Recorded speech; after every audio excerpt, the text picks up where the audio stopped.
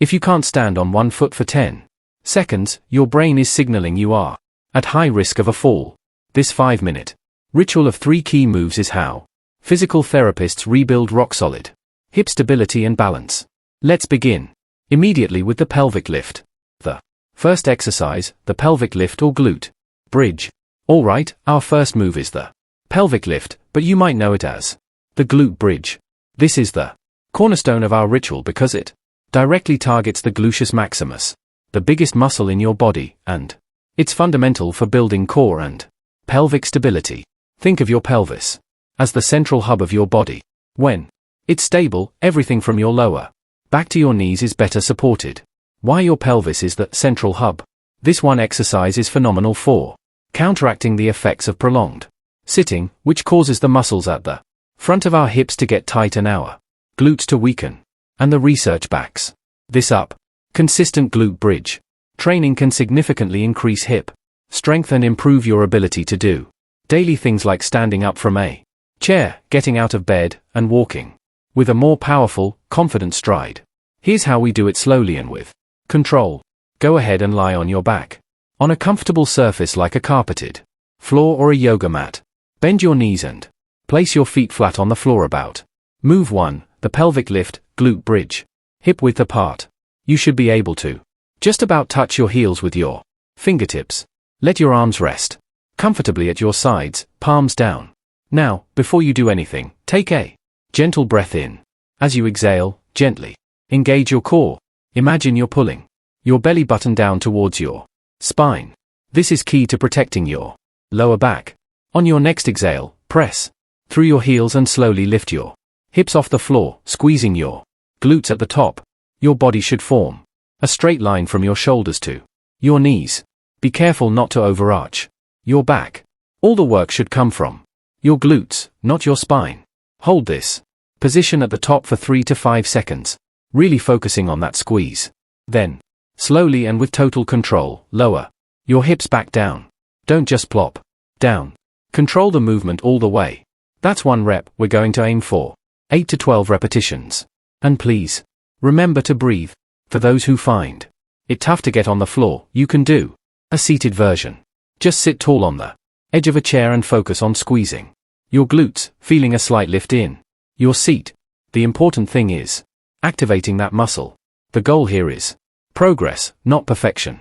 The second exercise, the stability leg raise or standing hip abduction. Great job. Our second move is the stability leg raise modification, seated version, also known as standing hip abduction. If the glute bridge builds your forward and back power, this exercise is the secret to rock-solid side-to-side balance. Have you ever felt a little wobbly when shifting your weight or unsteady on uneven ground? That often comes from weakness in the hip abductor muscles on the sides of your hips, especially the gluteus medius. These are your primary pelvic stabilizers. When they're strong, they prevent your hip from dropping side. Move 2, stability leg raise, side balance. To side with each step, giving you a smooth, stable gait and making this one of the most effective moves for fall prevention. Here's how to perform it safely. Stand tall next to a sturdy chair, a wall, or a counter, and place one hand on it for support. Your feet should be hip width apart, your posture upright. Imagine a string gently pulling the crown of your head to the ceiling. Now shift your weight onto the leg closest to the chair and brace your core. Slowly and with absolute control, lift your outside leg straight out to the side. The key is not to swing the leg or use momentum. Make it a slow, deliberate movement. Only lift your leg as high as you can without leaning your upper body. The goal is to isolate the work in your hip, not to see how high you can kick. A lift of just a few inches is incredibly effective if done right. Keep your toes pointing forward, not up. Hold the leg at its highest point for 2 or 3 seconds.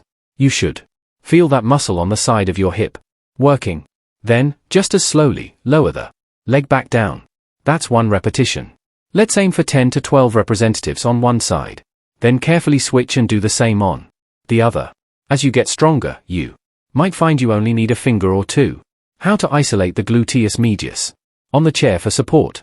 The ultimate goal is to do this with no support at all, which is a fantastic test of your Improving balance. The third exercise. The functional power squat or chair sit. To stand. We've arrived at our final and most important movement, the functional power squat or what we call the chair sit to stand.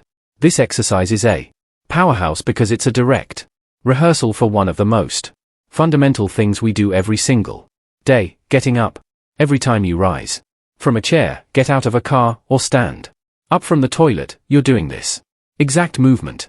Being able to do it easily is a cornerstone of independence. As we age, a loss of lower body strength can make this simple act a struggle. The chair sit to stand directly rebuilds that functional strength in your glutes. Move 3, functional power squat, sit to stand. Your thighs and your core. Let's do this one together, focusing on great form. Start by sitting on the front third of a sturdy chair. Your feet should be flat on the floor, about shoulder width apart, with your toes slightly behind your knees. Now, here's the most important cue. Lean your torso forward until your nose is over your toes. This isn't cheating. It's essential. It shifts your center of gravity forward so you can use your powerful leg muscles to stand up. Cross your arms over your chest to keep from pushing off. From this nose over toes position, press firmly through your heels and drive your body up to a full standing position. Squeeze your glutes. At the top, all the power should come from your legs. Now for part 2. Sitting back down. Don't just collapse into the chair. Reverse the motion. Slowly. Hinge at your hips. Push your bottom back as if you're reaching for the chair and lower yourself with control until you're seated again. That is 1 rep. Let's aim for a set of 10 repetitions. If this is challenging at first, that's completely normal. A great modification is to use the armrests to assist you. Just try to use your hands as little as possible, and over time, you'll rely on them less and less as your legs get stronger. And if the full movement is too much right now, try a seated march. While sitting tall, just lift one knee, hold for a second, lower that nose over toes secret it, and then lift the other. It's a wonderful starting point. And that is your complete 5-minute hip ritual. The pelvic lift for foundational strength, the stability leg raise for balance, and the chair sit to stand for real-world power. If you believe in taking consistent steps toward regaining your independence, please hit the like button on this video. Now, I want to hear from you. If you found this routine helpful, just type yes in the comments below. If final ritual summary and consistency, any of the movements were confusing, type the number 2 so I know exactly where to improve. And if you want to continue strengthening your body with simple routines, make sure you subscribe to the channel right now. Remember, this consistency pays enormous dividends. It's not just about strong hips. It's about walking without fear and holding onto the freedom to live your life on your own terms. Thank you for joining me today. I'll see you in the next video.